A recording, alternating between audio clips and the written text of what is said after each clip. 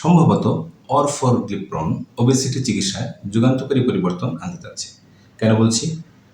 কারণ হচ্ছে ওবেসিটি বা ওভারওয়েট অথবা স্থূলতা, অতিরিক্ত স্থূলতা বা ওজন ঝেড়ে ফেলে সবাই চায় একটি সুন্দর স্বাস্থ্য, কিন্তু এটি আসলে সহজ নয়। অনেক সময় অনেক ওবেস ওভারওয়েট পেশেন্ট দেখা যায় যে তারা ট্রাই করেছেন ডায়েট কন্ট্রোল করে, এক্সারসাইজ করে, কিন্তু তারা সফল হচ্ছে না। পাশাপাশি ওবেসিটি চিকিৎসার জন্য যে ধরনের ওষুধ বর্তমানে বাজারে পাওয়া যায় এগুলো হচ্ছে ইনজেকশন। এগুলো হচ্ছে GLP-1 অ্যাগনিস্ট। এগুলো চামড়ার নিচে সাবকিউটেনিয়াসলি ইনজেকশন হিসেবে দেওয়া হয়, যেমন আছে টিরজিপটাইড। এখন এই ধরনের ওষুধ একে তো ইনজেকশন হিসেবে দেওয়া হয় এবং এদের কিছু পার্শ্ব প্রতিক্রিয়া থাকায় এই ধরনের ওষুধ আসলে তেমন গ্রহণযোগ্যতা পাচ্ছে না।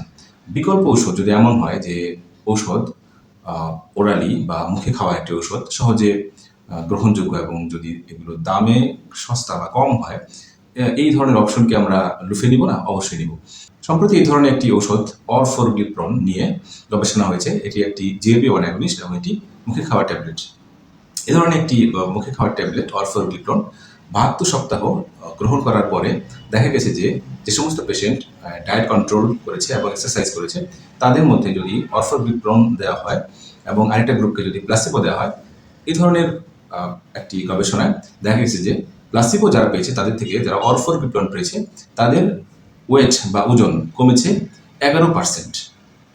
এবং ওজন কমার পাশাপাশি অরফরগ্লিপ্রনের আরও কিছু সুবিধা পাওয়া গেছে, যেমন এটি ব্লাড প্রেশার কমিয়েছে, এটি শরীরের ফ্যাট কন্টেন্ট সেটাকে কমিয়েছে এবং কোলেস্টেরলকে কমিয়েছে।